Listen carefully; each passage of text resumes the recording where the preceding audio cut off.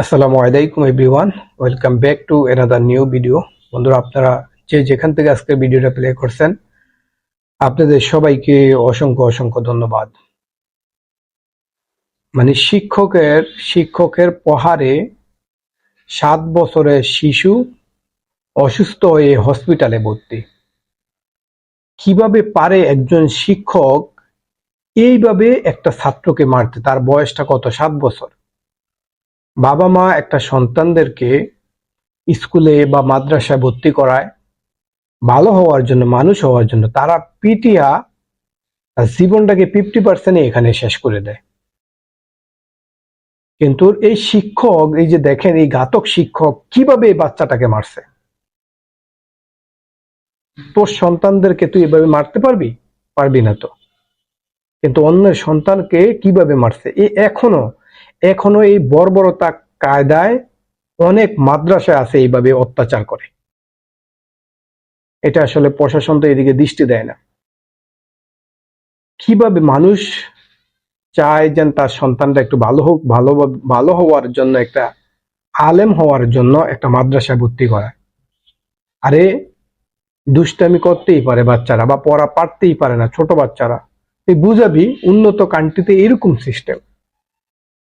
আর কিভাবে সে মারছে বাচ্চাটাকে, মেরে পুরো অসুস্থ বানিয়ে দিছে।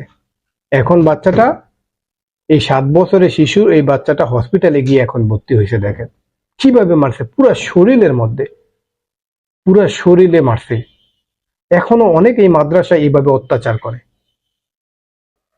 মানুষ বুঝায়, আল্লাহ তাআলা তো সকল বাচ্চাদেরকে মানে সকলের জ্ঞান এক না। আল্লাহ তাআলা সবাইকে একই জ্ঞান দিয়ে পাঠাইছে, কিন্তু মানুষের বিভিন্ন ভালো পরিবেশ থেকে মানুষের জ্ঞান বৃদ্ধি পায়। কিন্তু ধরেন আমি মনে করলাম এই বাচ্চাটা পড়ালেখা পারলোই না, তাহলে তুই একটা দুইটা মাইর দিতে পারস নর্মাল ভাবে।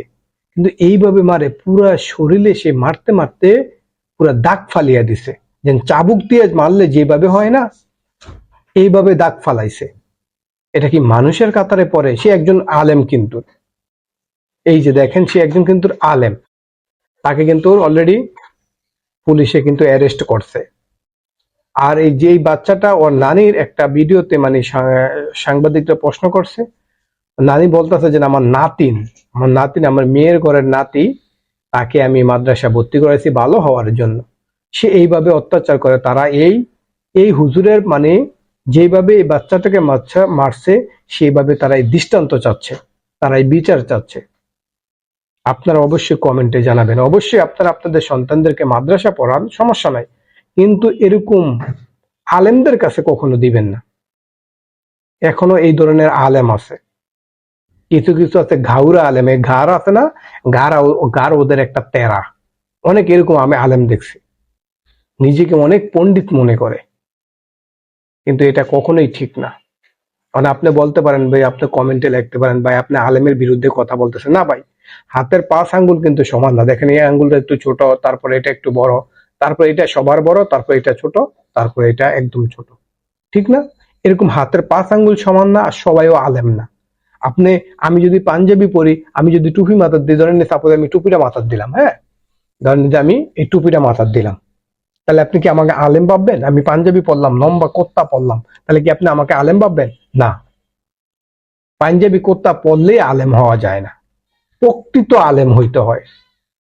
মানে সবাই কোনো হুজুর না, সবাই কোনো আলেম না। হক্কানে ওলামা একরাম আছে, এই হক্কানে ওলামা একরাম ওনারা ভালো, আর কিছু আছে ভণ্ড।